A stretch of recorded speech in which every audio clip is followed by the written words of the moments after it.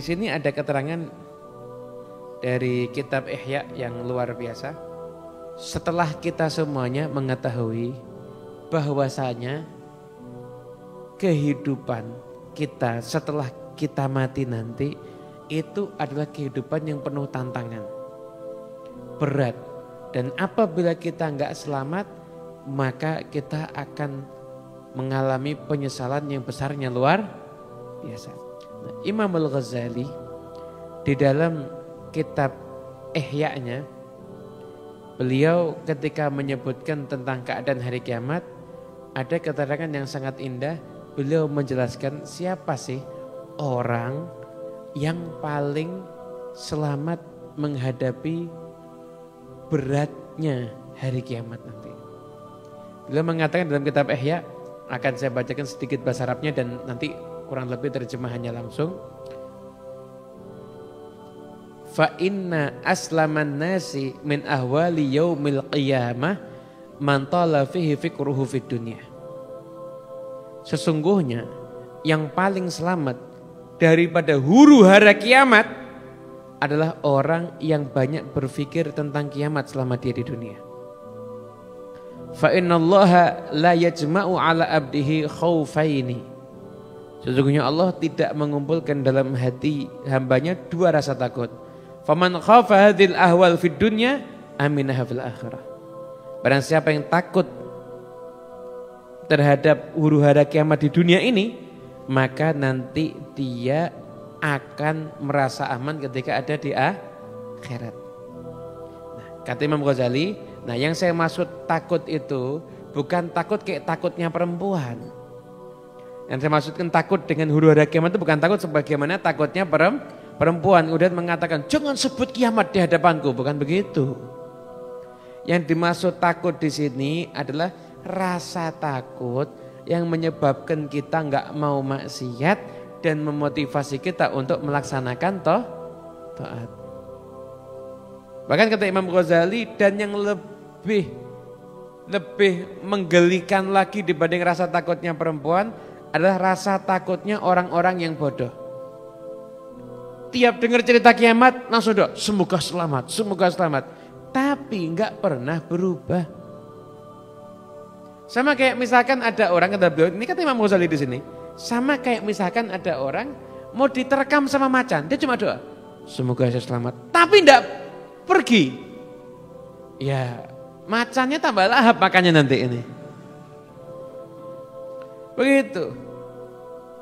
Ya terus gimana? Rasa takut kepada hari kiamat itu ada rasa takut yang menyebabkan kita mikir, ya Allah nggak mau maksiat dah.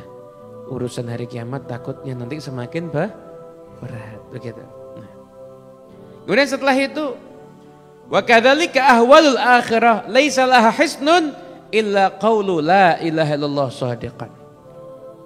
Dan tidak ada benteng untuk menyelamatkan kita di hari kiamat kecuali ucapan la ilaha illallah, tapi kita ucapkan dengan jujur dan sungguh-sungguh dari hati kita.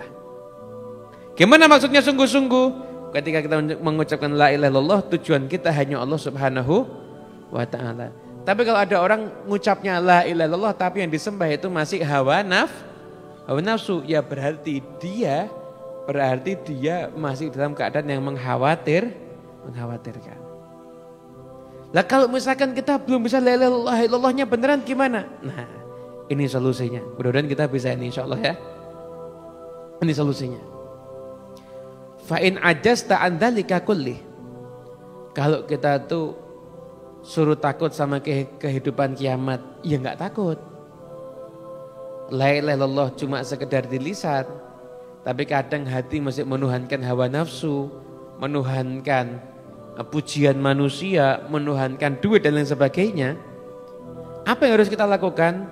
Ini kata Imam Ghazali mengatakan apa? Fakun muhibban li Rasulillah sallallahu alaihi wasallam. Jadilah kamu orang yang mencintai Rasulullah sallallahu alaihi wasallam. Harisan ala ta'zimi sunnati. Kamu jadi orang yang semangat untuk menghidupkan sunnahnya Nabi. Mutasyawifan ila mura'ati qulubi shalihin min ummati. Mutabarikan bi'at'iyatihim. Dan kamu berusaha untuk mencari tempat di hatinya orang-orang soleh daripada umatnya Nabi Muhammad. Kenapa kamu ambil berkah dari doanya orang-orang yang soleh? Fa'asaka. Kalau sudah begitu, tanalu min syafa'atihi au syafa'atihim fatanjuwa bi syafaati in kunta qalilal bidha'ah.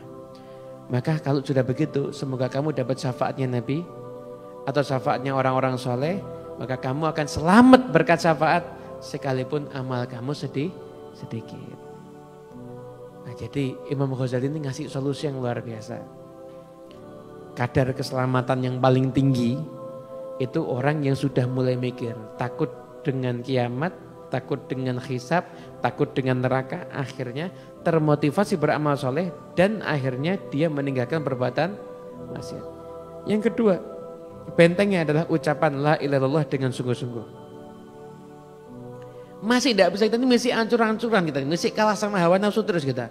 Jadilah orang yang cinta dengan Rasulullah. Agungkan sunnahnya Nabi.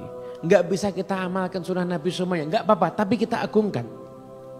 Jangan kita ngamalkan sunnah Nabi nggak bisa, tapi sunnah Nabi kita buat bahan bercandaan, hati-hati ini. Sunnah Nabi kita buat mainan, hati-hati. Atau kita cintai orang-orang soleh. Insya Allah kita selamat berkat mereka.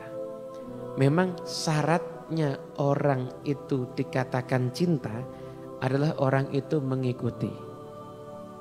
Namun mengikuti itu tidak harus 100%. Karena kita nggak mungkin bisa mampu mengikuti Nabi Muhammad 100%. Tapi kita usaha untuk mengikuti Nabi Muhammad. Sekalipun gimana pun keadaan kita. Mungkin kita masih berlumuran dosa. Tapi kalau kita usaha mengikuti Nabi Muhammad SAW. Sebisa mungkin. Maka insya Allah kita jadi orang yang diakui sebagai pecintanya Rasulullah SAW. Dulu ada satu orang sahabat. Ini hadis di riwayat Imam Bukhari, hobinya minum minuman keras. Hobinya minum minuman keras.